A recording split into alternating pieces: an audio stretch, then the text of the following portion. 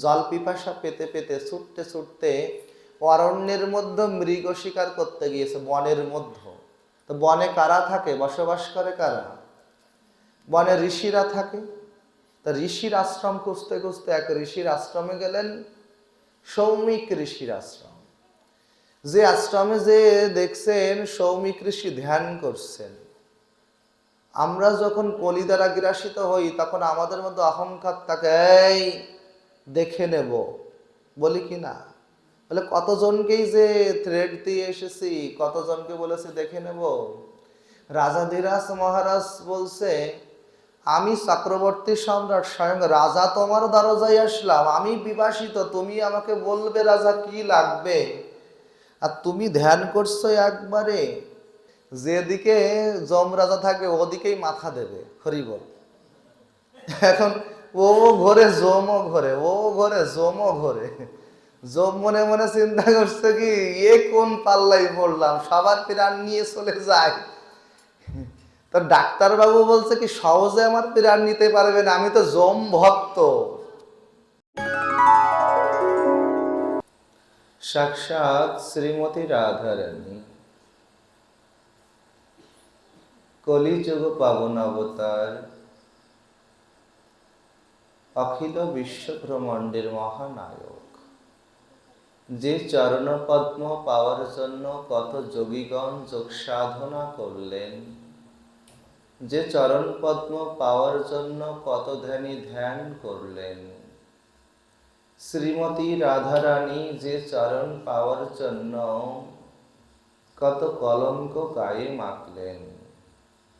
সর্বাগ্রে শ্রীধাম বৃন্দাবন স্থিত রাধা মদন গোপালের চরণপদ্মে সশ্রদ্ধ আত্মনিবেদন হেতু অখিল বিশ্বব্রহ্মাণ্ডের যিনি হরিনাম সংকীর্তনকে কৃপা করে করুণা করে আমাদের মতো পতিত স্খলিত জীবকে পর্যবসিত করলেন, সেই শ্রীকৃষ্ণ চৈতন্য মহাপ্রভুর চরণে সশ্রদ্ধ নিবেদন হেতু শ্রীমান নিত্যানন্দ প্রভুর শ্রীচরণ আশ্রয় পূর্বক উপস্থিত আজকের এই ভাগবতী অনুষ্ঠানমালার প্রথম অধিবেশনের স্নেহাশিস মাতৃমণ্ডলী, সম্মানিত পিতৃবর্গ, কীর্তনী আচার্য বৃন্দ, সেবাচার্য বৃন্দ, সকল বৈষ্ণব চরণে এই জীব অধমের সশ্রদ্ধ প্রণতি। যে চরণ পদ্মে ভক্তির কুসুমঞ্জলি না জানালে ভক্তি সাগরে অবগাহন করা যায় না, সে অস্মাদীয় চরণ, বন্ধনীয় চরণ, নিবেদিত শ্রীচরণ, পূজনীয় শ্রীচরণ ছিল শ্রী গুরু মহারাজের চরণ পদ্ম সহসা শ্রী গুরু পদপদ্ম গুরুবর্গের চরণে সশ্রদ্ধ নিবেদন। আজকে শ্রীমদ্ ভাগবতের কথামৃতে সাক্ষাৎ শ্রীমদ্ ভাগবতম দশম স্কন্ধ আমাদেরকে জানালেন সংসার সিন্ধুর মতি দুস্তর উত্তৃশ না অন্ন প্লাবন ভাগবত পুরুষোত্তমস্য লীলা কথা নিবেশনম অন্তরেণ ভবেদ বিবিধ দুঃখ ভবাদ্দিতস্য। আপনাদের আছে জানা, প্রত্যেকের গৃহে শ্রীমদ্ ভগবদ গীতা গ্রন্থখানা আছে তো? হরিবল।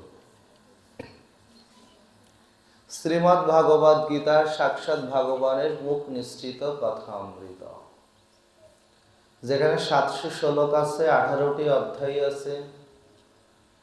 18টা অধ্যায়ের মধ্যে আমাদের বিভিন্ন জিজ্ঞাসা, অর্জুন বিষাদযোগ, সাংখ্যযোগ, কর্মযোগ, জ্ঞানযোগ, সন্ন্যাস যোগ, অভ্যাস যোগ, জ্ঞান বিজ্ঞান যোগ, এরকম অনেক যোগের কথা আছে।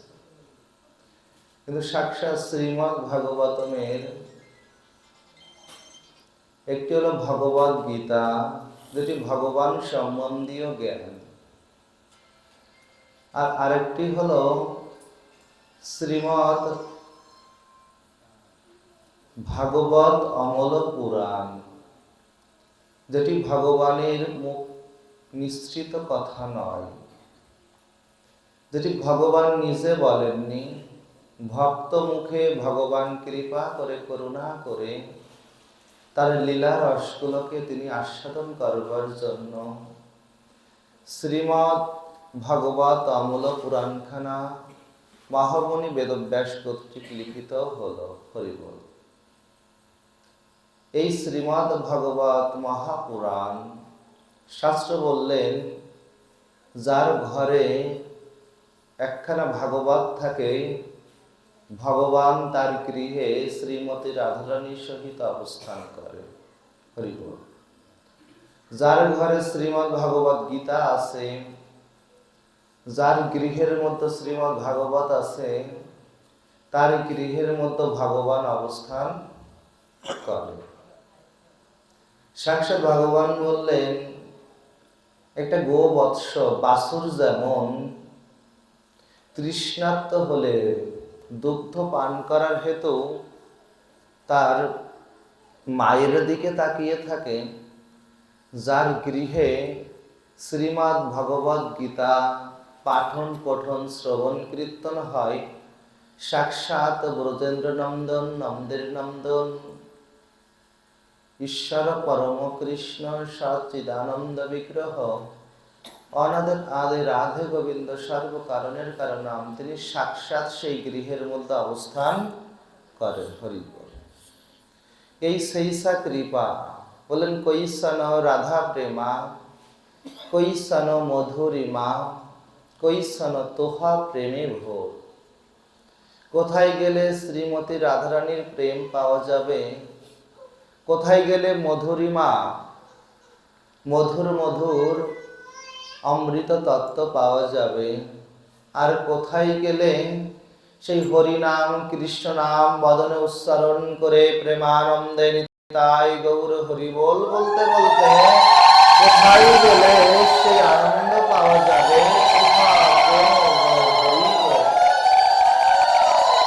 সেইসা প্রেম, এইসা প্রেমা শ্রীধাম বৃন্দাবনের নিত্য আদি আধ্যাত্মিকা প্রেমের ঠাকুরানী শ্রীমতী রাধারানীর প্রকাশিত বিকাশিত প্রস্ফুটিত কৃষ্ণ প্রেম, যেটি আস্বাদন করবার জন্য আজকে সবাই আমরা ছুটে এসেছি। হরি বল।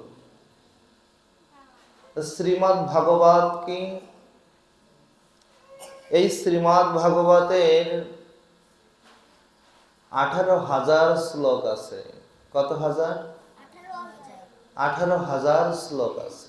শাস্ত্র ভগবান বললেন, নিগম কল্পতরুর গলিত ফলাম সুখ মুখ দ্রব সংযতাম পিবত ভাগবত রসমালয়ম মুহুরহ রসিকা ভূপুর্ভাবুকঃ।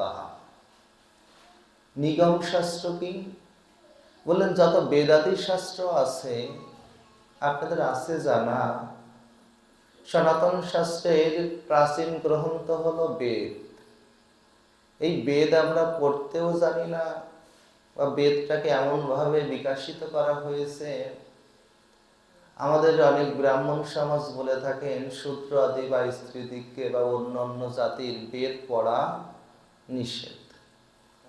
তার পূর্ব থেকে যে নিয়ম কানুন ছিল, ওই জন্যই বেদটা আমাদের ঘরেও নেই, পড়াও হয়নি। কিন্তু সাক্ষাৎ মহামুনি বেদব্যাস এবার কৃপা করলেন, করুণা করলেন, ওই যে নিগম কল্পতরু, যে বেদাদি শাস্ত্র, যত নিগম শাস্ত্র আছে, তার নিঃশ্বাস ওই বেদাদি শাস্ত্রের নিগম শাস্ত্রের গলিত ফলটাই হলো শ্রীমদ্ ভাগবত মহাপুরাণ। রাধে রাধে। এই গ্রন্থটার পরিচয় এমন ভাবে এসেছে, একটা গাছে যদি আম পেকে থাকে, আমটি যদি না পাড়া হয়, তখন ওই আম থেকে কি হয়, রসগুলো গলে গলে পড়ে। পাকা আম থেকে কি হয় মা, রসটা গলে গলে পড়ে। বলে ভাগবত এমন একটি গ্রন্থ, যদি কোনো ভক্ত এই শ্রীমদ্ ভাগবতের চরণ পদ্মে আশ্রয় গ্রহণ করতে পারে, সেই ভক্তের ওই পাকা গলিত ফলের রস যেমন গলে গলে পড়ে, ভাগবত চরণে যদি কোনো ভক্ত আশ্রয় করতে পারে, তার সকল পাপ ও তাপ দূরীভূত হয়ে যায় একমাত্র ভগবান গোবিন্দের চরণ পদ্মে যে পড়ে। হরি বল। এই শাস্ত্রটি এমন ভাবে ব্যাখ্যাকার দিলেন, বলেন ভাগবত উচ্চারণ করলেই শুনতে আসার দরকার নেই, শ্রবণ বলে শুনতে আসবার দরকার নেই। যদি কেউ গৃহে বসে কেবলমাত্র মনে ইচ্ছা জেগেছে আজকে শ্রী মন্দিরে শ্রীমদ্ ভাগবত পাঠ হবে, সাধু সঙ্গ হবে, যদি কেউ আসতে পারলেন না, বাড়ি থেকে বসে বসে চিন্তা করলেন, কোনো কারণে আসতে পারলেন না, ভাগবত বললেন এই নিগম শাস্ত্রে এত কৃপা, তিনি যৎক্ষণাৎ চিন্তন করলেন ভাগবত চিন্তা, তৎক্ষণাৎ তার মুক্তি হয়ে গেল। নিতাই গৌর হরি বল। তাই তো এই সেই নিগম শাস্ত্র, যে শাস্ত্রের একটা কণা কিঞ্চিত, কত মধু শ্যাম নামে আছে গো, কানের ভিতর দিয়া হৃদয়ে পরশিল গো, আকুল করিল মোরে দেহ। কত মধু, মধু পান করলে কি হয় বাবা, শরীরটা নির্মল হয়, মিষ্ট স্বাদ পাওয়া যায়। আবার অধিক বেশি মধু পান করলে দেখবে শরীরের মধ্যে জ্বালা হয়, তাই না বাবা? তো বলছে এই ভাগবত শাস্ত্র এমন একটি শাস্ত্র, এই ভগবত ভাতে ভব বন্ধন থেকে, ভব রোগ থেকে আমরা মুক্ত হয়ে যাই। বতে যত জাগতিক বন্ধন আছে, মায়া পিশাচ, মায়া পিশাচিনী গলেতে বান্ধিলা, তাই তো কৃষ্ণ বলা জনমের মতো ভুলে তো গেলা। বলে ভাগবত শাস্ত্র ওই মায়ার পিশাচিনীকে টেনে ছুঁড়ে ফেলে দেয় এবং আপনাকে ভক্তির সাগরে অবগাহিত করায়। গতে কি হয়, বলে ভয়া গ ব ত, বলে গতে সেই পারমার্থিক পরম জ্ঞানের মধ্যে আপনাকে প্রস্ফুটিত করায়, নিমজ্জিত করায়, যে জ্ঞানটি হৃদয়ে একবার যদি কারোর উদ্ভাসিত হয়ে যায়, এই জগতে আর সংসার ভালো লাগবে না, জাগতিক সংসার আর ভালো লাগবে না। এতদিন সংসারের জন্য সাজলাম তো। বললেন গতে হলো এমন পারমার্থিক পরতত্ত্ব, অখিল বিশ্বব্রহ্মাণ্ডের যে জ্ঞানামৃত রয়েছে, এই জ্ঞানের অমৃত ভাণ্ডার আপনার মতো প্রস্ফুটিত হয়ে যায়, আপনাকে আর কোনো সাধুগুরু বৈষ্ণবের কাছে যাওয়া লাগবে না। যদি ভাগবত চরণে, গোবিন্দ চরণে, ভগবত চরণে যদি আপনার নিবেদন থাকে, তাহলে আপনার মধ্যে এই জ্ঞানটি আসবে, তখন আর সাধুর সঙ্গের প্রয়োজন হবে না। তাহলে এ কেমন কথা? সবাই এসে বলছে সাধু সঙ্গ করো। বলেন ভাগবতী হলো একজন সাধু। হরি বল। ভাগবতী একজন প্রস্ফুটিত সাধু। একজন মনুষ্য শরীর দেহধারী সাধুর যেমন আকার বিকার আছে, শাস্ত্র ভাগবতের কোনো আকার বিকার নেই। যেই পান করে পিবত ভাগবত রসমালায়াম, সেই রসটি আস্বাদন করে, সেই প্রেমানন্দ, সেই নামানন্দে উদ্ভাসিত হয়ে যায়। নিগম শাস্ত্র অতাল সমুদ্রের মধ্যে যেমন কেউ ভাসতে ভাসতে হঠাৎ করে তার সম্মুখে একটা তরী বা নৌকা চলে আসলো, এই ভাগবত শাস্ত্র দিয়ে এমন একটি শাস্ত্র, আপনি সংসার সমুদ্র, সংসার সিন্ধুর মতি দুস্তর উত্তৃষ, বলে এই যে সংসার সিন্ধু সাগরটা হাবুডুবু খেয়ে মরছে, এই হাবুডুবত্ব থেকে রক্ষা করার জন্য একমাত্র ভাগবতীয় জ্ঞান থেকে আপনাকে মুক্ত করতে পারে। রাধে রাধে। আর ততে কি করতে পারে? ততে ওই তরি রূপে যে তরিতে উঠলে আমাদের ডুবে যাওয়ার ভয় থাকে না। ধরুন আপনি যত বড় জাহাজে উঠুন না কেন, সমুদ্রে যাচ্ছেন, সমুদ্রে গেলে আপনার মনের মধ্যে একটা ভয় থাকবে, এখানে যত ঢেউ আসছে আপনার বারে বারে মনে হবে এই বুঝি নৌকাখানা তরিখানা ডুবে গেল। কিন্তু অখিল বিশ্বব্রহ্মাণ্ডের মহানায়ক ভগবান গোবিন্দ তার ভক্তকে দিয়ে বলালেন, যিনি একবার ভাগবত শাস্ত্রের তরিতে উঠতে পারলেন তার মুক্তি হয়ে ভগবান রাধা গোবিন্দের চরণ পদ্মে পৌঁছিয়ে গেলেন। হরি বল। এই কথাগুলোর বলবার প্রয়াস এই যে আমাদের সনাতন হিন্দু কোন সন্তানকে যদি জিজ্ঞাসা করা হয় এখানে কি হচ্ছে, বলতে পারবে না। হয়তো অনেকে আমরা বলি ভাগবত পাঠ, শুধুই কি ভাগবত পাঠ হয় এখানে? বলে ভাগবত পাঠ একটা লক্ষ্য উদ্দেশ্য মাত্র।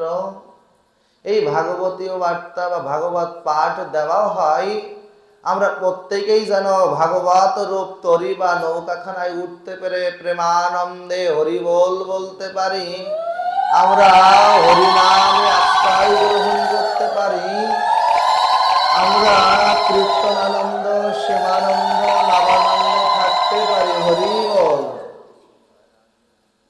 আর ভাগবত পাঠে কেন আসা হয়? বলে অনেক দিনের জন্মর্জিত যে পাপ রয়েছে আর একবার সুযোগ পেলাম এখান থেকে ধুয়ে মুছে যাওয়া। গায়ে ময়লা লাগলে আমরা গঙ্গা স্নান করতে যাই, মনের ময়লা দূর করতে গেলে যে শাস্ত্রখানার চরণ আশ্রয় করতে হয় সেটি হচ্ছে ভাগবতীয় শাস্ত্র। হরি বল।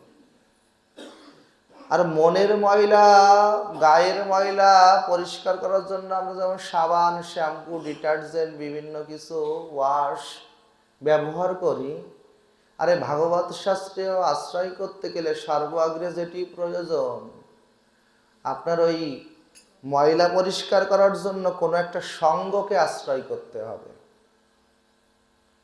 যেমন কোনো স্কুল বা বিদ্যালয়ে পড়ালেখা যখন করে তখন বন্ধুদের সঙ্গ হয়, নেশা জুয়া খেললে তাস খেললে তাদের একটি সঙ্গ আছে, নাট্যকর নাটক অভিনেতাদের একটি সঙ্গ আছে।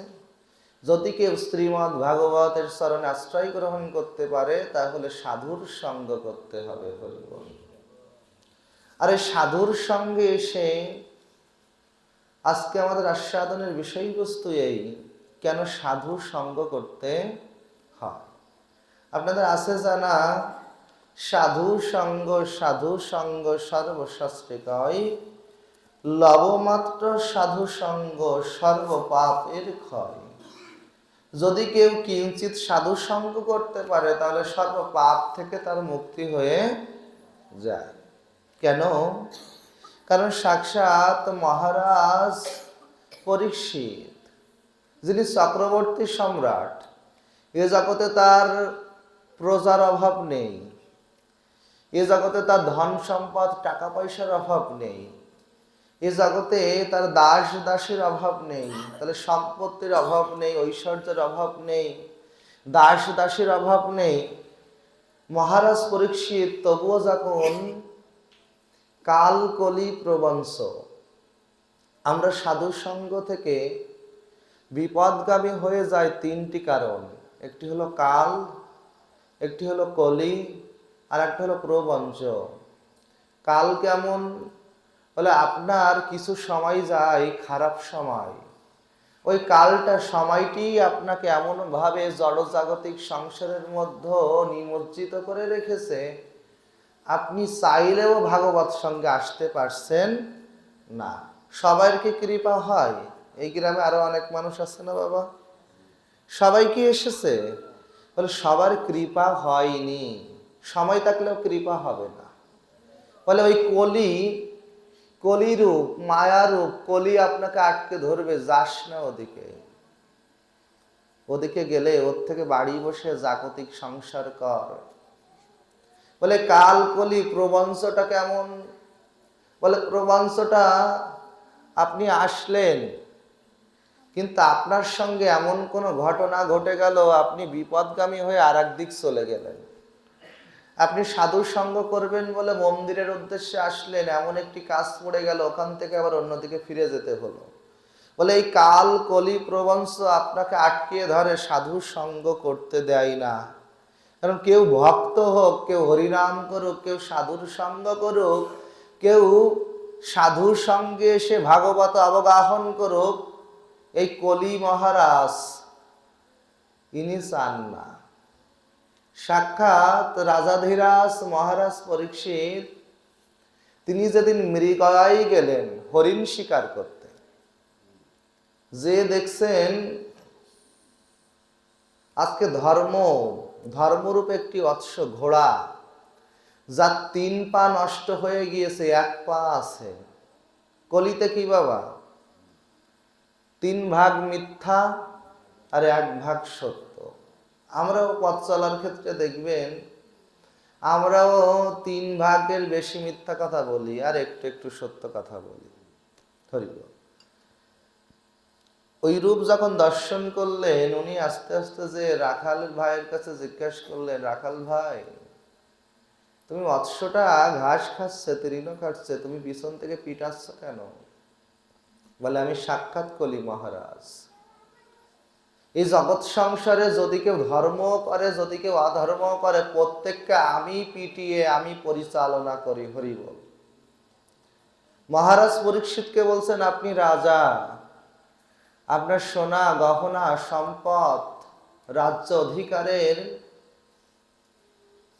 কোনো কমতি নেই, কৃপা করে তুমি রাজাধিরাজ মহারাজ পরীক্ষিত, তুমি কৃপা করে আমাকে আশ্রয় দাও। রাজার দায়িত্ব কি বাবা? প্রজাকে আশ্রয় দেওয়া। আজ কলি মহারাজ সাক্ষাৎ প্রজা হয়ে এসেছে রাজার কাছে আশ্রয় চাইবার জন্য। যখন রাজার কাছে আশ্রয় চাইতে আসলেন, মহারাজ পরীক্ষিত যিনি জ্ঞানী পাণ্ডিত্যে সাক্ষাৎ অর্জুনের বংশধর। আপনারা মহাভারতে পঞ্চপাণ্ডবের নাম জানেন তো? কি কি? যুধিষ্ঠির, ভীম, অর্জুন, নকুল, সহদেব, আর 100 জন কৌরব বা দুর্যোধনেরা রয়েছে। তাই পঞ্চপাণ্ডবের মধ্যে সাক্ষাৎ অর্জুনের বংশধর হচ্ছে এই রাজাধিরাজ মহারাজ পরীক্ষিত। আপনাদের আছে জানা? উত্তরার গর্ভে যেদিন উত্তরার গর্ভ নষ্ট হয়ে গেল, অশ্বত্থামা ব্রহ্মাস্ত্র ছুড়ে দিলেন, সাক্ষাৎ গোবিন্দ ভগবান তার সমগ্র যোগশাস্ত্রের বলে, যোগ সাধনার বলে তিনি উত্তরার ওই মায়াময় গর্ভটাকে তিনি রক্ষা করেছিলেন। সেই রাজাধিরাজ যার জন্ম হয়েছে পরীক্ষার মধ্য দিয়ে, তাই নাম হয়েছে পরীক্ষিত। পরীক্ষা দিতে দিতে যার জন্ম, তাই নাম হয়েছে মহারাজ পরীক্ষিত বা পরীক্ষিত। এই রাজাধিরাজ মহারাজ পরীক্ষিত অনেক কিছু চিন্তা করলেন। চিন্তা করে দেখছেন, মন্দ সুমন্দ মতির মামহা, এই কলিযুগের মানুষের ভাগ্য অতি খারাপ, মন্দ। অন্নগত প্রাণ, জনিগত মন, সবসময় কুবার্তা, কুকথা, গ্রাম্য বার্তা, মর্কট বৈরাগ্য। সাধু আছে কিন্তু তার মধ্যে বৈরাগ্য নেই, ভালো আছে কিন্তু তার মধ্যে অধ্যবসায় নেই, ধৈর্য নেই। ঋষি আছে, তার মধ্যে ধ্যান নেই, তপস্যা নেই, সাধনা নেই। তিনি চিন্তা করলেন, এই কলির পতিত জীবকে যদি উদ্ধার করতে হয়, কলির একটা মহৎ গুণ, ভালো গুণ আছে। কলিতে যদি কেউ সাধু সঙ্গে হরিকথা শ্রবণ কীর্তন করতে পারে, প্রেমানন্দে নিতাই গৌর হরিবোল বলতে পারে, এই জগৎ সংসারে কলিতে যত ভক্ত আসবে, যদি হরে কৃষ্ণ কৃষ্ণ কৃষ্ণ হরে হরে, হরে রাম রাম রাম হরে হরে, হরি নাম জপ করতে পারে, সাক্ষাৎ কলিকেও তিনি পরিত্রাণ করতে পারবেন। তাই কলিকে তিনি আশ্রয় দিলেন। কলি কোথায় কোথায় থাকে? সেদিন রাজাধিরাজ মহারাজ পরীক্ষিত মস্তকে যে কিরীটিটা পরে গিয়েছিল, মুকুট, ওটি ভীমসেন যেদিন জরাসন্ধকে বধ করেছিল সেই জরাসন্ধের মুকুট ছিল। সাধু সঙ্গ কেন করতে হয়? যদি আমরা কোনো শত্রুর সঙ্গ করি আমাদের মনটা ওই শত্রু ভাবাপন্ন হয়ে যাবে। যদি আমরা কেউ অসাধুর সঙ্গ করি তাহলে আমাদের মনটাও অসাধু হয়ে যাবে। এবং অসাধুর পরিধেয়, পোশাক, আসন, অঙ্গুরীয়, এমনকি অসাধুর পাওয়া প্রসাদটা যদি আপনি গ্রহণ করেন তৎক্ষণাৎ আপনার ভাবটা পরিবর্তন হয়ে যাবে। আজকে একাদশী আছেন না? আছেন তো? হরি বল, রাধে রাধে। এই একাদশী থাকার সময় ভাবটা কেমন থাকে? বলে আজ একাদশী আছে, ভাবটা নির্মল। ভগবানের সঙ্গে অনেকবার চিন্তা করেছি, ভগবান অন্যদিন যেভাবে সেবা দিই আজকে একটু ভালোভাবে তোমাকে সেবা দেব, অন্যদিন দেরি করে সেবা দিয়ে আর সকালবেলা উঠে সেবা করব, ভগবানকে সাজিয়ে রাখবো। বলে ওই যে মনটা তৈরি হওয়া, আমার যে একাদশ ইন্দ্রিয় রয়েছে, জিহ্বা, চক্ষু, কর্ণ, ত্বক, নাসিকা, বাক, পানি, পায়ু, পদ, কস্ত, বলে সব কিছুকে কৃষ্ণমুখী, গোবিন্দমুখী করবার নাম হলো একাদশী। এই রাজাধিরাজ মহারাজ পরীক্ষিত আজ বিচার বিশ্লেষণ করছে আসলে কলিকে আশ্রয় দেওয়া ঠিক হবে কিনা। বলে যেমন একাদশী করেছেন, এতদিন মানুষকে লোক দেখিয়ে, আঙ্গুল দেখিয়ে দেখিয়ে বলেছে তুমি দোষী। আমরা তো অন্যের দোষ ধরি বাবা, তাই না? সংসারে দেখবেন প্রত্যেকে আমরা অন্যের দোষ নিয়ে ব্যস্ত থাকি, নিন্দা, বিদ্রূপ, সমালোচনা।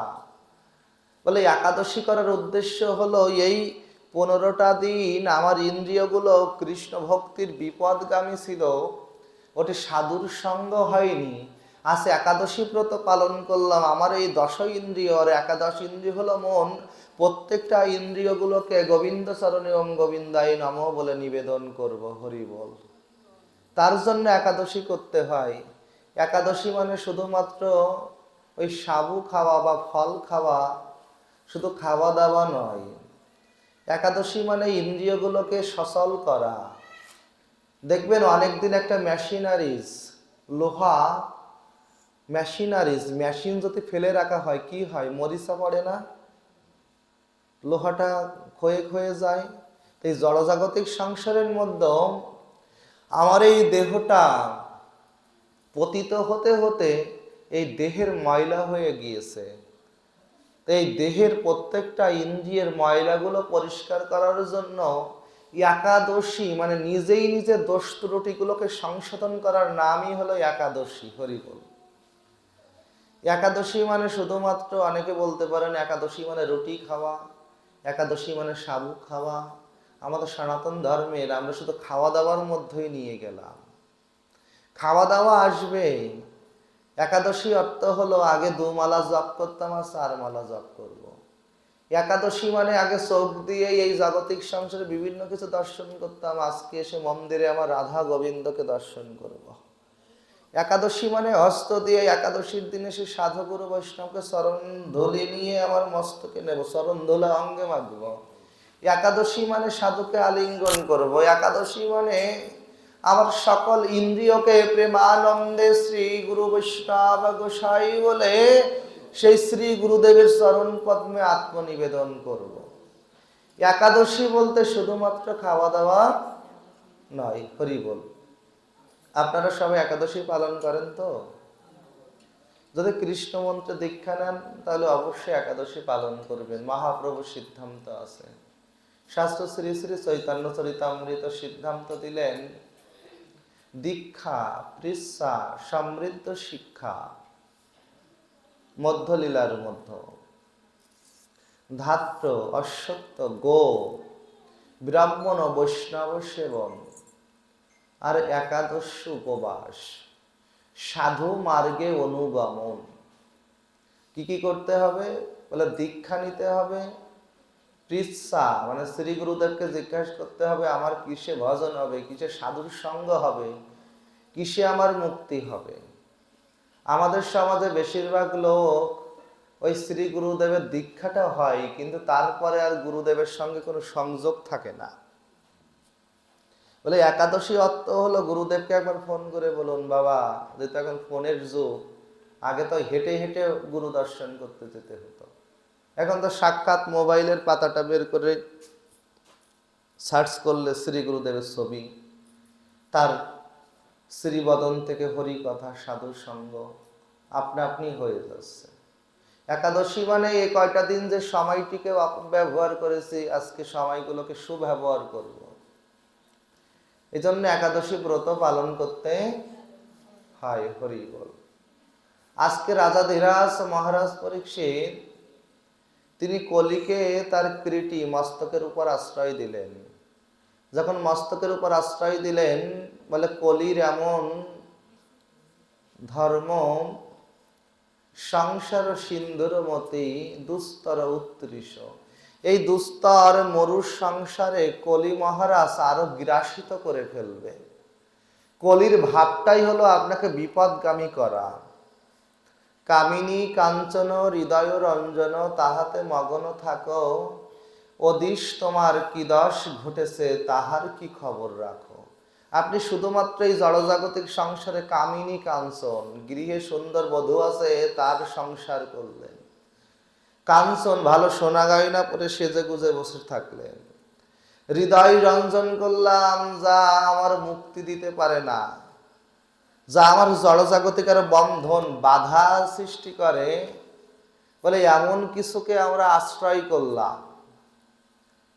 আর এই কলির গ্রাস থেকে মুক্ত হওয়ার জন্য এই যা কিছুকে আমরা আশ্রয় করেছি, রাজা ধীরাজ মহারাজ পরীক্ষিত কলি দ্বারা গ্রাসিত হওয়ার সঙ্গে সঙ্গেই তার তৃষ্ণা লাগলো।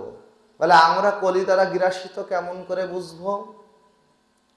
আমাদের দেখুন, পেটে ক্ষুধা লাগলে আরো খেতে ইচ্ছা করে, পেট ভর্তি থাকলেও ভালো খাবার দেখলে আমার লোভ লাগে, ভালো বিছানা দেখলে আমার ঘুমাতে ইচ্ছা করে, ভালো কোনো রমণী বা নারী দেখলে পুরুষ ওই নারীর বা রমণীর রমণ করতে ইচ্ছা করে, ভালো কোনো অর্থ সম্পদ দেখলে আমার নিতে ইচ্ছা করে। বলে ওই লোভ লালসা মদমাৎসর্য আপনার মধ্যে যতক্ষণ পর্যন্ত আছে, আপনি ততক্ষণ পর্যন্ত কলি দ্বারা গ্রাসিত। জ্বর হয়েছে কেমন ভাবে পরীক্ষা করতে হয়? থার্মোমিটার দিয়ে যে কতটুকু তাপমাত্রা আছে। আর আপনার এই যে জাগতিক কলিরূপ জ্বর হয়েছে, এই কলিরূপ জ্বর পরীক্ষা করবার জন্য যে সঙ্গে আসতে হয় সেটি হলো সাধু সঙ্গ। আর এই সাধু সঙ্গে সে নিজেকে যাচাই বাছাই করতে হয় যে আমার এই ইন্দ্রিয়গুলো আজকে ভগবতমুখী হয়েছে কিনা। আপনাদের আছে জানা, বিল্বমঙ্গল ঠাকুরের কথা তো শুনেছেন। তিনি প্রতিদিন চিন্তামণির কাছে যেতেন, যিনি দেহ বিক্রি করতেন, একজন বেশ্যা। চিন্তামণি একদিন বিল্বমঙ্গল ঠাকুরকে বলছে, প্রভু নদী পার হয়ে আসলে যে নৌকাখানা ধরেছ, ওই নৌকাখানা তো নৌকা ছিল না, একটি মৃত মরা দেহ ছিল। যে দড়ি ভেবে যে প্রাচীরটা টপকি এসেছে ওটি তো দড়ি ছিল না, ওটি একটি অজগর সাপ ছিল। তুমি নারীর প্রতি বিমোহিত হয়ে, লালসার প্রতি বিমোহিত হয়ে যেভাবে করে লাভ দিয়ে ঝাঁপ দিয়ে আমার দিকে চলে এসেছো, ওই ভাবখানা যদি আমার প্রভু রাধা গোবিন্দের দিকে তুমি নিয়ে যেতে পারতে, তাহলে তোমার মুক্ত হতো। বিল্বমঙ্গল ঠাকুরের কি মুক্তি হয়নি? যে বেশ্যার সঙ্গ করত, যার চরিত্র চারিত্রিকগত খারাপ ছিল, একমাত্র এতদিন অনেক অভ্যাস অনাচার আপনার মধ্যে আছে, আজকে একাদশী ব্রত রেখেছেন, আর সবগুলোকে মুক্ত করে বিমুক্ত করে সোনা যেমন পোড়ালে খাঁটি হয়, তদ্রূপ ভাবে সাধুর সঙ্গে একবার প্রেমানন্দে নিতাই গৌর হরি বল বলে পুড়িয়ে নিন, একবার পুড়িয়ে নিন, তাহলে বোঝা যাবে আপনার এই দেহ মন প্রাণখানা ইন্দ্রিয়খানা সাধু সঙ্গ করতে পারে কিনা। রাজা ধীরাজ মহারাজ পরীক্ষিত যখন কলি দ্বারা গ্রাসিত হলো, তখনই তার তৃষ্ণা পেল। জল পিপাসা পেতে পেতে ছুটতে ছুটতে অরণ্যের মধ্যে মৃগ শিকার করতে গিয়েছে, বনের মধ্যে। তো বনে কারা থাকে, বসবাস করে কারা? বনে ঋষিরা থাকে। তা ঋষির আশ্রম খুঁজতে খুঁজতে এক ঋষির আশ্রমে গেলেন, সৌমিক ঋষির আশ্রম। যে আশ্রমে যে দেখছেন সৌমিক ঋষি ধ্যান করছেন। আমরা যখন কলি দ্বারা গ্রাসিত হই তখন আমাদের মধ্যে অহংকার থাকে, এই দেখে নেব, বলি কি না? বলে কতজনকেই যে থ্রেড দিয়ে এসেছি, কতজনকে বলেছে দেখে নেব। রাজাধিরাজ মহারাজ বলছে, আমি চক্রবর্তী সম্রাট স্বয়ং রাজা তোমার দরজায় আসলাম, আমি বিবাসিত, তুমি আমাকে বলবে রাজা কি লাগবে, আর তুমি ধ্যান করছো একবারে। শাস্ত্র সিদ্ধান্ত দিল, নিবৃত তরীয়স পগীয় মানব। বললেন ভাগবতের প্রথম স্কন্ধে যাদের সর্বতৃষাব চিরতরে নিবৃত্তি হয়েছে, এই ভাগবত হচ্ছে সর্বতৃষার মুক্তিদাতা, অব্যর্থ ঔষধ। হরিব বলে ভব ঔষধ, ভব ঔষধ হচ্ছে শ্রীমদ্ ভাগবত কথা অমৃত। আচ্ছা, জ্বর হলো, নাপা খেলাম, ডায়াবেটিস হচ্ছে, হেঁটে মরছি, বা চিনি বাদ দিলাম, বা বিভিন্ন ঔষধ গ্রহণ করলাম, তা শুধুমাত্র শ্রবণ করলে ভাগবতের ঔষধটা কিভাবে কাজ করবে? সাক্ষাৎ ভগবান বললেন, যদি কোনো ভক্ত তার সর্বস্ব গোবিন্দায় নম বলে গোবিন্দ চরণে দিতে পারে, তৎক্ষণাৎ ভাগবতের প্রত্যেকটা কথা ওই ভক্তের ক্রিয়া করবে। এখানে 100 কথা বলা হবে, সব কথা কি মনে থাকবে?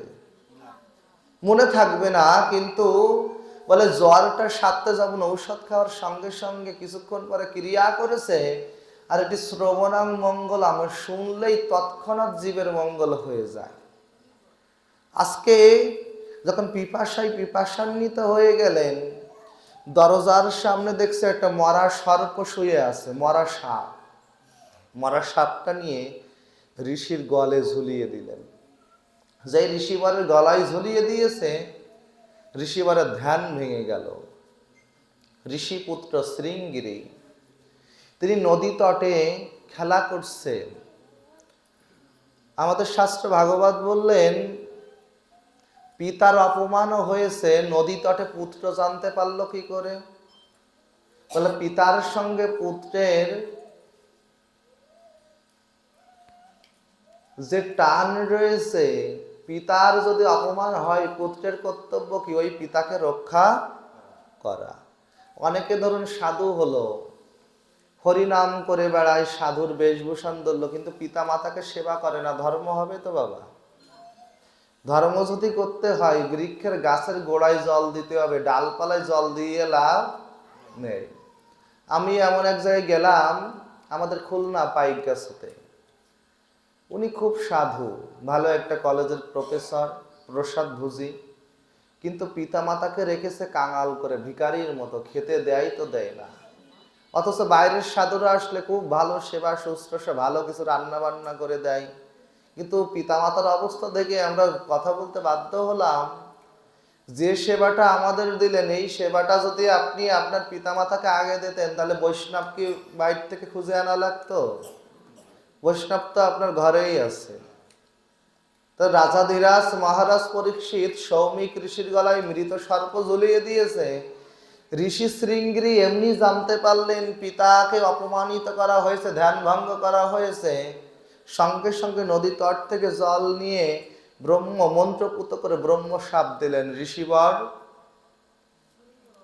আমার পিতা সৌমিক ঋষি, তাকে যদি কেউ অপমান করে, তুমি রাজা হতে পারো, আমি ঋষি, আমি বনে থাকি, তোমার মতো রাজাকে আমার দেখভাল করার সময় নেই। হরিবল, আমি তোমাকে অভিসম্পাত করলাম, আজ থেকে 7 দিনের মধ্যে তোমার মৃত্যু হবে। যখন 7 দিনের মধ্যে মৃত্যু হবে, রাজাধিরাজ মহারাজ পরীক্ষিত জানতে পারলেন ঋষি শৃঙ্গিরি তাকে অভিসম্পাত করেছে। আর অভিসম্পাত করার সঙ্গে সঙ্গে আজকে সৌমিক ঋষি বলছে শৃঙ্গিরিকে, তার ছেলেকে, চক্রবর্তী সম্রাট ঋষির কর্তব্য হলো কখনো কাউকে অভিসম্পাত করতে নেই। এই জগতে 4টা বাক্য, পিতামাতার বাক্য, ঋষি বাক্য, শ্রমিকের বাক্য, গুরু বাক্য কখনো বৃথা যায় না। কোন শ্রমিক আপনার বাড়ি কাজ করলো, আপনি পারিশ্রমিক দিলেন না, অভিসম্পদ দিলে, আজ হোক কাল হোক আপনার কোনো না কোনো পুরুষ ভিখারি হয়ে যাবে। পিতামাতা যদি আপনাকে অভিসম্পদ করে, ওই অভিশাপ ফলবেই ফলবে। শ্রী গুরুদেবের প্রত্যেকটা বাক্য অক্ষরে অক্ষরে মিলে যাবে। আর ঋষি বাক্য, যার শ্রী বদন থেকে জিহ্বা দিয়ে একমাত্র হরিনাম বের হয়, সেই সিদ্ধ জিহ্বা দিয়ে যদি কোনো কথা বলে সেটা হবেই হবে। সাক্ষাৎ ঋষি বাক্য রাজাধিরাজ মহারাজ পরীক্ষিত, তিনি জড়াব্যাধির সংসারে কখনো তার গোবিন্দের নাম করা হয়নি, কখনো তার মনে হয়নি আমি যাই সাধু সঙ্গ করি। আজকে যখন অভিশাপ পেল 7 দিনের মধ্যে মৃত্যু হবে, রাজাধিরাজ মহারাজ পরীক্ষিত নদী তটে যে গঙ্গার তীরস্থ হয়ে হাউ খাউ করে কাঁদছে, আমার কি হবে, আমার কি হবে? এতদিন রাজকার্য পরিচালনা করেছি, এতদিন প্রজা পালন করেছি, এতদিন রাজকোষাগারে অর্থ আছে কিনা সেটার হিসাব করেছি, আজকে আমার কি হবে? আপনি একবার চিন্তা করুন তো মা, যেদিন আমাদের ওই তুলসী তলায় নামানো হবে, সেদিন আমার কি হবে? সেদিন তো আর সাধু সঙ্গ করা হবে না, সেদিন তার হরিনাম বলা হবে না, সেদিন তো আমার মদন গোপালকে দর্শন করা হবে না, সেদিন ভাঙা বাজারে শুধু আমার দেহখানাই পড়ে থাকবে। সবাই এসে কাঁদবে বটে, কেউ এসে বলবে রেড সিগন্যাল বেজে গিয়েছে, রক্তলাল আলতা দিয়ে সাদা কাগজে হরে কৃষ্ণ লেখা হবে, ছেলে মেয়ে পুত্রকন্যা কাঁদবে বটে। এই সংসার এমন নিষ্ঠুর সমাজ, আপনি যে পুত্রকে জন্ম দেবেন, ওই পুত্রই আপনার মুখে আগুন দেবে। এই সমাজটি ধিক্কার দিয়ে জানিয়ে দিল আপনাকে এই সমাজে কেউ কারো নয়। যেদিন তুলসী তলায় নামানো হবে, সেদিনও তোমাদের যেমন অবস্থা, আমার মতো প্রত্যেকটা জীব কীট পশু পাখি অনেক অনেকবার জন্ম হয়েছে। সেসব জন্মে হরিভজন ছিল না, সেসব জন্মে হাত ছিল, পা ছিল, কিন্তু হাত দিয়ে কখনো হা গৌর হা কৃষ্ণ বলা হয়নি, কখনো চোখ দিয়ে মদন গোপালকে দর্শন করা হয়নি, কখনো কর্ণ দিয়ে হরিনাম শ্রবণ করা হয়নি। পুনরূপী জননম পুনরূপী মরণম পুনরূপী মাতৃ জঠরে শয়নম, পুনঃ পুনঃ আমার জন্ম হয়েছে, পুনঃ পুনঃ আবার এ জগতে এসেছি, পুনঃ পুনঃ কোনো কীট পতঙ্গ শিয়ালের ঘরে আমার জন্ম হয়েছে, কিন্তু এই দেহ দিয়ে, এই জিহ্বা দিয়ে এবার বড় সুযোগ পেয়েছেন হরিবোল বলার, হরে কৃষ্ণ নাম বলার, সাধু সঙ্গ করার। আজকে রাজাধিরাজ মহারাজ পরীক্ষিত বলছে, প্রভু গ, এতদিন আমি রাজকার্য পরিচালনা করলাম, এতদিন রাজকোষাগারের হিসাব করলাম, আজ আমার কি হবে? সকল ঋষি, রাজা বিপদে পড়েছে তো ঋষির দায়িত্ব হলো, বৈষ্ণবের দায়িত্ব হলো, ভক্তের দায়িত্ব হলো, যদি কেউ বিপদে পড়ে তাকে উবড়িয়ে তুলে তার বিপদ থেকে মুক্ত করা। আচ্ছা বলুন তো, এই যে দুর্গাপূজার পর থেকে এই পর্যন্ত প্রতিটা দিন কোনো না কোনো প্রান্তে ছুটে বেড়াচ্ছে, শুধু কি অর্থের জন্য ছুটে বেড়ানো? বলে সাধু সঙ্গ হরিবাসরে কারোর যদি কৃপা হয়, এই 3 দিন ভাগবত পাঠের পরে এই গ্রামে যদি একজন ভক্ত হয়, 3 দিন পাঠের পরে যদি একজন হরিনামের প্রভু মালা জপ করতে চায়, 3 দিন পাঠের পরে কোনো ভক্ত যদি এসে বলে প্রভু আমাকে একটু হরিনাম শিখিয়ে দিন, বলে এই 3 দিন পাঠের পরে এই গ্রামের যে মঙ্গল হয়েছে, কোনো ভক্ত সাধু সঙ্গে আসে না, আবার আসতে চায়। কেউ চিরদিন হরিনাম করে না, আর একবার বদনে হরি বল বলতে চায়। বলে এই জড় জাগতিক সংসারের মধ্যে এই ভাগবত পাঠের ভাগবত আপনাকে মুক্তি দিতে পারে। রাজাধিরাজ মহারাজ পরীক্ষিত যখন ব্রহ্মশাপগ্রস্ত হলেন, সেখানে অসিত দেবল অনেক ঋষিবার আসলেন। তার মধ্যে একজন ঋষি আসলেন, শুকদেব গোস্বামী পাদ, শুকমুনি, যিনি শ্রীমতী রাধারানী যার আদি গুরু। আপনাদের আছে জানা, বৃন্দাবনে দুটো পাখি আছে না, সুখ পাখি আর সারি পাখি। এই সেই সুখ পাখি যিনি সাক্ষাৎ দেবাদিদেব মহাদেবের থেকে ভাগবত কথা শ্রবণ করেছিলেন। এই সেই সুখ পাখি যিনি মহামুনি বেদব্যাসের পুত্র রূপে জন্মগ্রহণ করেছেন। একদিন দুদিন নয়, 16 বছর মাতৃ জঠরে, মায়ের গর্ভে 16 বছর। আর 16 বছর পরে জন্মানোর সঙ্গে সঙ্গে পিতা ব্যাসদেবকে বলছে, আমি তোমার সংসারে থাকবো না, এই সংসার শুধুমাত্র কৃষ্ণ ভক্তিটাকে বিমুখ করতে পারে, এই সংসার মায়াবদ্ধ করে, এই সংসারে আমি আর থাকবো না। তাই আমাদের যেমন নারী একটা ছেদন করা হয়েছিল না নাভিমণ্ডল থেকে, ওই শুক গোস্বামী পাদ শুকমুনি জন্মের সঙ্গে সঙ্গে 16 বছর বয়সে মাতৃ জঠর থেকে জন্মগ্রহণ করে ওই নারীখানা বাম স্কন্ধে তুলে দিয়ে চলে যাচ্ছেন আজকে বনবাসে। আমি সংসার করব না। এই সেই মুনি যার কখনো বস্ত্র পরিদেহ করার প্রয়োজন পড়েনি, তিনি সবসময় বস্ত্রহীন থাকতেন। এই বস্ত্রহীন শুকদেব গোস্বামী পাদ এসে দাঁড়ালেন মহারাজ পরীক্ষিতকে, ঋষিবর কাঁদছ কেন তুমি? এই জগৎ সংসারে তুমি 7 দিন সময় পেয়েছো, আর এই 7 দিনের মধ্যে তুমি যদি হরিনাম শ্রবণ করতে পারো, কীর্তন করতে পারো, সাধু সেবা করতে পারো, বৈষ্ণব সেবা করতে পারো, সাধু গুরু বৈষ্ণবের সঙ্গ করতে পারো, এই 7 দিনের মধ্যেই তোমার কৃপা হয়ে তুমি নিত্য গোলক বৃন্দাবনে রাধা গোবিন্দের চরণ পদ্মে পড়বে। ঋষিবরের চরণ প্রার্থনা করলেন, ঋষিবর, আজকে আমার মনের মধ্যে যে তৃষা দুস্তর উত্তৃষ, আমি চিন্তা করলাম এই সংসার থেকে পরিত্রাণ হওয়ার আর কোনো উপায় নেই, হয়তো 7 দিন পরে আমার এই জড়জাগতিক দেহ নিয়েই মরে যেতে হবে। কিন্তু আপনি যে আলোর দিশারি জানালেন, আপনি যে আলোর দিশা, আপনি যে আলোর পথটা আমাদেরকে জানালেন, অন্ধকারের মধ্যে যদি কোনো নাবিক হাঁটতে হাঁটতে এক টুকরো আলো পাই, বলে ওই আলোটাকে আশ্রয় করিয়া বাঁচতে চাই। মহাসমুদ্রের মধ্যে ভাসতে ভাসতে ভাসতে ভাসতে যদি কোথাও পাথর পাই বা দ্বীপ পাই, মাটি পাই, ওই দ্বীপটাকে আশ্রয় করে বাঁচতে চাই। তদ্রূপভাবে এই সংসার সমুদ্রে আপনি আমি এসেছি, কখনো চিন্তা করেছি যে আমার বাঁচার উপায় কি? হরি বল, কিসে আমার মুক্তি হবে কখনো চিন্তা করেছি? কখনো চিন্তা করি না। কেন জানো? বলে এক ডাক্তার ছিল, এই ডাক্তার নতুন চেম্বার করেছে। ডাক্তার যখন নতুন চেম্বার করেছে, নতুন চেম্বারে কি হয় বাবা, রোগীপত্র একটু কম হয় না?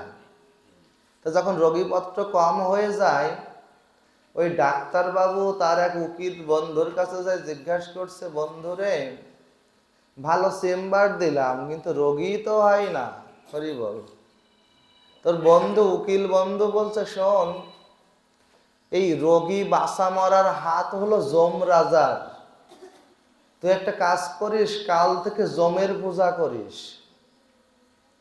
তো ওই ডাক্তার বাবু মনে মনে চিন্তা করছে, কখনো তো পূজা অর্চন করা হয়নি, তা কাল থেকে আমি যমের পূজা করব। সকালবেলা ফুল টুল তুলে নিয়ে এসে ভালো করে চন্দন বেটে টেটে যম রাজার পূজা করলেন।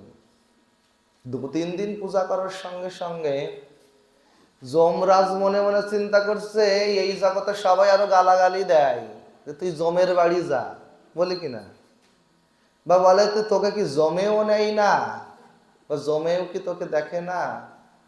তো ওই ডাক্তার বাবু যখন যমের পূজা করলেন, যমরাজ ঊর্ধ্বলোক থেকে চিন্তা করছে, এই জগতে আমার কেউ পূজা করে না, আমি একজন ভক্ত পেয়েছি, ওই এক ভক্তকেই আমি কৃপা করব। 3-4 দিন পূজা করার পর যমরাজ সাক্ষাৎ এসে প্রকটিত হয়েছে। হওয়ার পরে বলছে, কি চাই? বলে, আমি শুনেছি বাঁচা মরার হাত তোমার কাছে, তুমি আমাকে এমন একটি বর দাও যে রোগী আমার কাছে আসে সে বেঁচে ফিরে যাবে। তো ডাক্তার বাবুকে বলছে, শোন, আমি যে রোগের মাথার কাছে ঘুরবো তুই টিক চিহ্ন দিয়ে বলে দিবি, ভেলুর যাক, চেন্নাই যাক, হায়দ্রাবাদ যাক, আর অন্য কোনো সিঙ্গাপুর থেকেও যদি ঘুরে আসে তুই টিক চিহ্ন দিয়ে দিবি যে রোগী বেঁচে যাবে। আর যার পায়ের কাছে ঘুরবো সে যদি ভালো থাকে মনে করবি এ আর বাঁচবে না, তাকে টিক চিহ্ন দিয়ে বলে দিবি যে মরে যাবে। তো কিছুদিন পরে অমন করতে করতে ডাক্তারে ভালো হাত যশ হয়ে গেল। যার যা ঔষধ দেয় তাই হয়, যাকে বলতেছে মরে যাচ্ছে সে মরে যাচ্ছে, যাকে বলছে বেঁচে যাবে সে বেঁচে যাচ্ছে। ডাক্তারবাবু এমন করতে করতে খুব ভালো চেম্বার নাম হলো, ডাক্তার এক নামে চেনে, দূর দূরান্ত থেকে সবাই চলে আসে। কিছুদিন পরে ডাক্তারের বিবাহ আদি হয়, সংসার করে, আর সংসার সমুদ্রের মধ্য থেকে পুত্র কন্যা সন্তান সন্তানাদি জন্ম দিয়েছে, ছেলে মেয়েকে আবার বিবাহ দিয়েছে, বিবাহ দেওয়ার পরে আবার বাড়ি গাড়ি হয়েছে, অনেক নামও হয়েছে। আজকে ডাক্তারবাবুর প্রায় বৃদ্ধ বয়স, 80-র কোঠায় বয়স। হঠাৎ করে বিছানায় শুয়ে আছে, কে যেন মাথার কাছে এসে ছায়ার মতো ঘুরছে। কে গো তুমি? বলছে, আমি তো স্বয়ং যমরাজ, যে তোকে বর দিয়েছিলাম। তা কি করতে এসেছ? বলে, মাথার কাছ থেকে হঠাৎ করে ঘুরতে ঘুরতে পায়ের কাছে চলে গিয়েছে। ডাক্তারবাবু বলছে, তুমি আমার পায়ের কাছে ঘুরছো কেন? বলে, তোমার সময় হয়েছে, আজ তোমাকেও নিয়ে চলে যাব। হরিব। ডাক্তারবাবু বলছে, তোমার সঙ্গে তো আমার কথা ছিল রোগীর মাথার কাছে পায়ের কাছে ঘুরবে, তুমি কেন আমার কাছে, আমার মাথার কাছে পায়ের কাছে ঘুরছো? বলে, এই সংসারে যত জীব এসেছে প্রত্যেকেই ভব রোগী, আর এই প্রত্যেকের মাথার কাছে পায়ের কাছে ঘুরতে ঘুরতে যখন তার পায়ের কাছে ঘুরি তখন ওই রোগীকে রোগ মুক্ত করে আমি আমার ওই নরকের মধ্যে, জমালয়ের মধ্যে নিয়ে পুরে রাখি। কিছুদিন পরে তার আবার জন্ম হয়, আবার মৃত্যু হয়। আমার কাজই হলো তোদের মতো ভব রোগীকে নিয়ে যাওয়ার আশা। তো ডাক্তারবাবু বলছে, এতদিন তো আমি তোমার পূজা করেছি, তুমি আজকে আমাকে নিতে আসলে কেন? ডাক্তারবাবু তো একটু চালাক মানুষ, ডাক্তার মানুষ, ইন্টেলিজেন্স পার্সন, মেধাবী ব্যক্তি, ভালো পড়ালেখা করেছে। ডাক্তারবাবু হঠাৎ করে মনে এসেছে যেদিকে যমরাজা থাকবে ওদিকেই মাথা দেবে। হরিবল। এখন ও ঘরে যমও ঘরে, ও ঘরে যমও ঘরে। যম মনে মনে চিন্তা করছে কি, এ কোন পাল্লাই পড়লাম, সবার প্রাণ নিয়ে চলে যায়। তো ডাক্তারবাবু বলছে কি, সহজে আমার প্রাণ নিতে পারবে না, আমি তো যম ভক্ত। অন্য অন্য ভক্ত থাকলে তাদের নিয়ে চলে যেতে পারতে, আমি তো যম ভক্ত। এখন চক্রাকারে ঘুরছে, আর পুত্র কন্যা সবাই এসে বলছে কি, বাবা তুমি এমন ভাবে ঘুরছো কেন? বলে, আমি যা দেখতে পাচ্ছি তোরা যদি তাই দেখতে পাইতিস তাহলে আর বলতিস না আমি কেন ঘুরছি। বলে, এই জগৎ সংসারে যেদিন আমার মৃত্যুর মুখী হব, নিপতিত হব, ওই যমরাজকে, যমদূতগণকে যায় যাবার সময় হবে তিনি দেখতে পাবেন, এ জগতে আর কেউ দেখতে পাবেন না। এই জন্য বলে, পলাইবার পথ নাই, যম আছে পিছে। এই জগৎ সংসারে যারাই এসেছেন তারাই ওই যমের ভয়ে প্রকোপিত হয়ে এই কথাটি বলার প্রয়াস হলো। জগৎ সংসারে মহাজন বললেন, যদি কেউ মৃত্যু চিন্তা করে আমারও একদিন মরতে হবে, তাহলে তিনি আর বিপদগামী হবেন না। আজকেও রাজাধিরাজ মহারাজ পরীক্ষিতের সম্মুখে এমন একটি আলোর জ্যোতি। শুকদেব গোস্বামী পাদ, যিনি 16 বছর মাতৃ জঠর থেকে জন্মগ্রহণ করার পরে বলছে, তুমি তো মরছো। ওই খট্টঙ্গ রাজা মাত্র 2 দণ্ড হরিনাম শ্রবণ করেছিল। 1 দণ্ড মানে 24 মিনিট। বলে, মাত্র 2 দণ্ড প্রেমানন্দে হরিবল বলেছিল, তাতেই তার মুক্তি হয়েছিল। হরিবল। আর তুমি মাত্র হরিবল, তুমি মাত্র 7 দিন হরিনাম শ্রবণ করবে। যদি 7 দিন হরিনাম শ্রবণ করতে পারো তাহলে তোমারও মুক্তি হবে। হরিবল। এজন্য সাধুর সঙ্গে হরিনাম শ্রবণ করতে হয়। আরে সাধুর সঙ্গে যদি হরিনাম আপনি শ্রবণ না করতে পারেন, তাহলে আপনার আমার কখনো মুক্তি হবে না।